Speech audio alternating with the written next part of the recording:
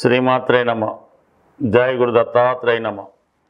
ఈ వీడియోలో మనం వృషభ రాశి వారికి ఆగస్టు 16 నుంచి 31 మధ్యలో జరగబోయే పక్ష ఫలితాలు పరిశీలిద్దాం. వృషభ రాశి వారికి ఈ పక్షం అంతా కూడా ధనస్థానంలో గురుగ్రహ సంచారం చాలా వరకు ఆర్థిక సంబంధించిన విషయాల మీద ఎక్కువ శ్రద్ధ తీసుకోవడం జరుగుతూ ఉంటుంది.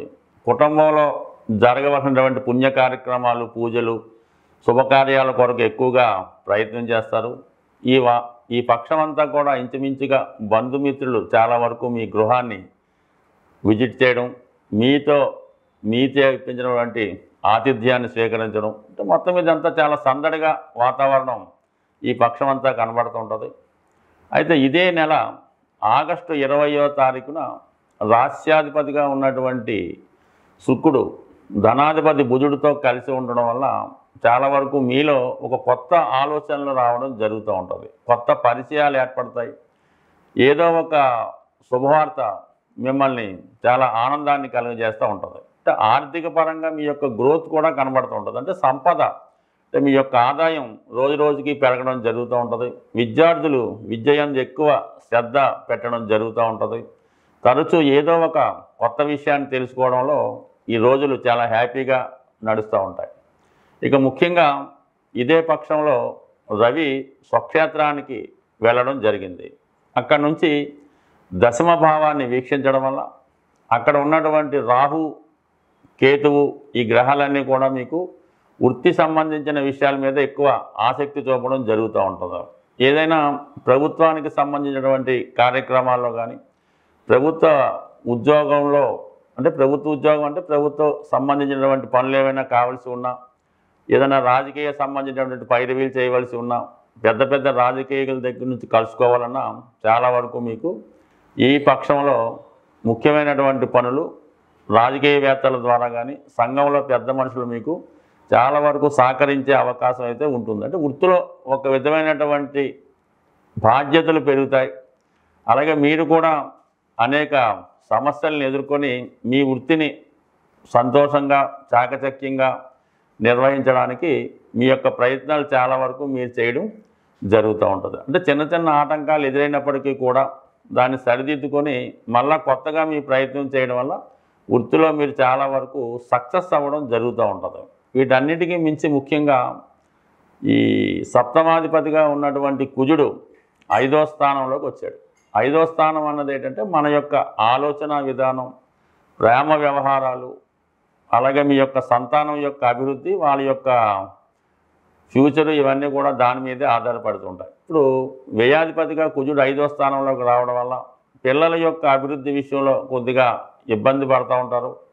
అయితే కొన్ని సందర్భాల్లో మీ పిల్లల్ని ఏదైనా విద్య కొరకో, ఉద్యోగం కొరకో దూర ప్రాంతం కానీ, వేరే ప్రాంతానికి కానీ పంపడం జరుగుతూ ఉంటుంది. ముఖ్యంగా ఈ పక్షంలో మీరు ఎట్టి పరిస్థితుల్లో కూడా స్పెక్యులేషను, షేర్ మార్కెట్టు, జోదం, రేసులు, ఈజీ మనీ మొదలగు వాటికి చాలా దూరంగా ఉండవలసి ఉంటుంది. ఎస్పెషల్లీ ఎవరైతే ప్రేమ వ్యవహారాల్లో, లవ్ అఫేర్స్లో ఉన్నారో వారికి ఒక విధమైనటువంటి డిసప్పాయింట్మెంట్ వచ్చే అవకాశం ఉంది. అలాగే ఆల్రెడీ వివాహం నిర్ణయమై వివాహ సంబంధాలు చూస్తూ వివాహం డేటు కొరకు, అంటే ఏదో పెళ్ళి ఎప్పుడు జరుగుతుంది అని ఎదురు చూస్తున్న వాళ్ళకి కొద్దిగా నిరాశ కలిగే అవకాశం ఉంది. అంటే ఏదైనా మీ యొక్క పెళ్ళి ఏదో విధంగా వాయిదా పడుతూ ఉంటుంది. అలాగే పెళ్లి ప్రయత్నాలు కూడా వాయిదా పడడం జరుగుతూ ఉంటుంది. ఎస్పెషల్లీ ఈ సప్తమాధిపతి మీద శని యొక్క దృష్టి పడింది. అందువల్ల వివాహ సంబంధాలు కుదరకపోవడం, కుదిరినవి ఏదో కారణం వల్ల వెనక్కిపోవడం జరుగుతుంటుంది. కాబట్టి ఏదైనా గట్టి ప్రయత్నం చేస్తే తప్ప ఈ పక్షంలో వివాహ విషయంలో ఒక నిర్ణయం తీసుకోవడం అన్నది చాలా కష్టంగా కనబడే అవకాశం ఉంది. అయితే మీ జాతకరీత్యా లాభస్థానంలో శని వక్రగమనంలో ఉండడం వల్ల ఉద్యోగరీత్యా మీరు చేస్తున్నటువంటి కొత్త ప్రయత్నాలు చాలా వరకు ఫలిస్తాయి. చాలా వరకు గతంలో మీరు ఏదైనా ఒక ఉద్యోగ ప్రయత్నం చేసి విడిచిపెట్టి ఉంటే, ఆఫర్ లెటర్ వచ్చి క్యాన్సిల్ అయి ఉంటే, మళ్ళీ ఇంకొకసారి ప్రయత్నం చేయడం వల్ల పోగొట్టుకున్నటువంటి, అంటే చేజారినటువంటి ఉద్యోగం తిరిగి పొందే అవకాశం ఉంది. అలాగే బంధువులు కానీ, స్నేహితులు కానీ గతంలో మీతో విరోధం పెట్టుకొని ఉంటే వాళ్ళు మళ్ళీ ఏదో రకంగా మీతో స్నేహాన్ని కొనసాగించడం, అలాగే పరస్పరం ఒకరికొకరు సహకరించుకోవడానికి కూడా చాలా వరకు లాభస్థానంలో ఉన్నటువంటి శనిగ్రహ సహకారం చాలా వరకు ఉంది. అయితే ఈ లాభస్థానంలో ఉన్నటువంటి ఈ శని భగవానుడు పంచమ భావాన్ని చూడటం వల్ల, అక్కడ కుజగ్రహం ఉండడం వల్ల కొన్ని సందర్భాల్లో బంధువులతో విరోధాలు వచ్చే అవకాశం ఉంది. మీరు తీసుకున్నటువంటి నిర్ణయాలు చాలా వరకు తప్పు అయ్యే అవకాశం ఉంది. ఏ నిర్ణయం అయినా 1-2 సార్లు ఆలోచించి నిర్ణయం తీసుకోవడం మంచిది. భూమికి స్థిరాస్తికి సంబంధించిన విషయాల్లో కొన్ని అనుకోని డిస్ప్యూట్స్ ఇబ్బందులు వచ్చే అవకాశం ఉంది. చాలా వరకు ఆర్థిక సంబంధించిన విషయాల్లో, స్థిరాస్తి సంబంధించిన విషయాల్లో, బంధువులకు సంబంధించిన విషయాల్లో చాలా వరకు జాగ్రత్త వహించవలసి ఉంటుంది. బట్ ఏదైనా కొన్ని విషయాల్లో ఆర్థిక పరంగా చాలా అనుకూలంగా ఉంటుంది. మరి పుణ్యక్షేత్రాలు దర్శించడం, మంచి కార్యక్రమాల్లో పాల్గొని ఇవన్నీ బాగున్నాయి కాబట్టి, బట్ ఏదైనా ఈ ప్రేమికులకి కొంత నిరాశ తప్పకపోవచ్చు. పెళ్లి ప్రయత్నాలు చేస్తున్న వారు ప్రస్తుతం ఉన్నటువంటి గ్రహాల స్థితి మనకి అనుకూలంగా ఉన్నప్పటికీ కూడా చాలా ప్రయత్నాలు విఫలమవడం జరుగుతూ ఉంటుంది. ముఖ్యంగా చదువు పూర్తయిన తర్వాత 2-3 సంవత్సరాల దాకా కూడా ఉద్యోగం రాకపోవడం, అలాగే అమ్మాయిలకు కానీ అబ్బాయిలకు కానీ ఎన్ని ప్రయత్నాలు చేసినా కూడా వివాహ సంబంధాలు కుదరకపోవడం జరుగుతూ ఉంటుంది. ఇంతకాలంలో అమ్మాయిలకి వివాహానికి పెద్ద ఇబ్బంది లేదని చెప్పినప్పుడు కూడా చాలామందికి సరైనటువంటి వరుడు దొరకపోవడం వల్ల వారికి కూడా డిలే అవుతుంది. సో దీనికి ఏంటి కారణం? జాతకంలో దశలు అనుకూలంగా ఉన్నాయి, పిల్లలకి అన్ని అర్హతలు ఉన్నాయి, కానీ పెళ్ళి రావటం లేదు, ఉద్యోగం రావట్లేదంటే దానికి కొంతవరకు మనం నివసిస్తున్నటువంటి గృహం కూడా కారణం అవడం జరుగుతూ ఉంటుంది.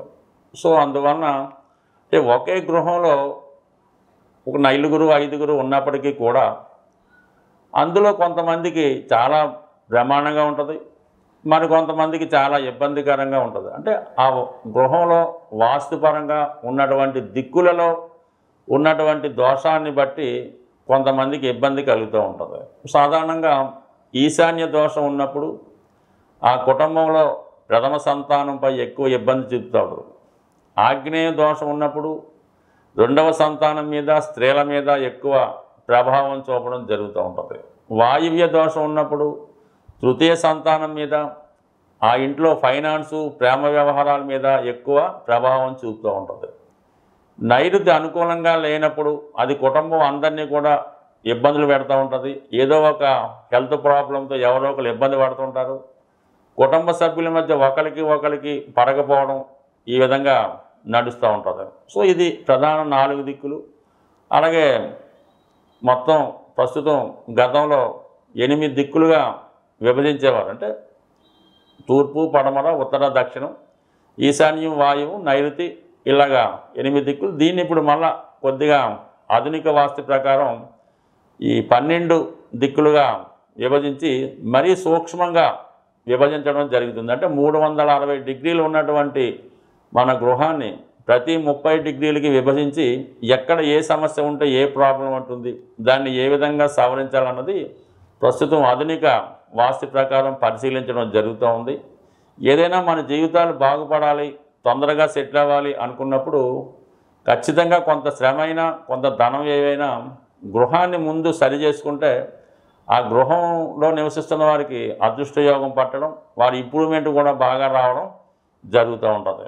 సో దానివల్ల ఏంటంటే మీకు అన్నీ బాగున్నా కూడా ఇటువంటి సమస్యలు ఎదురవుతున్నాయి. ముఖ్యంగా పెద్దవాళ్ళకి హెల్త్ ప్రాబ్లం, పిల్లలకి పెళ్లి ప్రాబ్లం, కొంతమందికి వ్యసనాల వల్ల ధనాన్ని పోగొట్టుకోవడం, ముఖ్యంగా అప్పు తీరకపోవడం.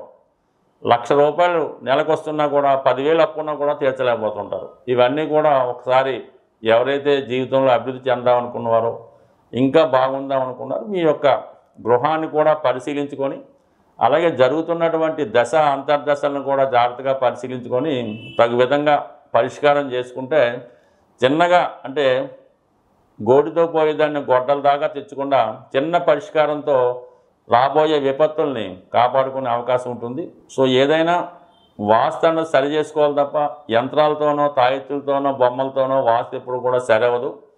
అలాగే గ్రహ దోషాలు ఉన్నప్పుడు దానికి సరైనటువంటి పరిష్కారం చేసుకుంటే తప్ప చిన్న చిన్న ఉంగరాలు మాలలో వేసుకున్నా కూడా పరిష్కారం అవ్వదు. దేనికన్నా పిండి కొద్ది రొట్టె మనం చేసే పనిని బట్టి, మన ప్రయత్నం బట్టి, మన భక్తిని బట్టి, నమ్మకాన్ని బట్టి, మనం చేసే ప్రయత్నంలో విశ్వాసం ఉంటే చేసేవాడు కూడా నమ్మకంగా చేస్తే ఖచ్చితంగా మీ జీవితంలో సక్సెస్ అన్నది తొందరగా వస్తుంది.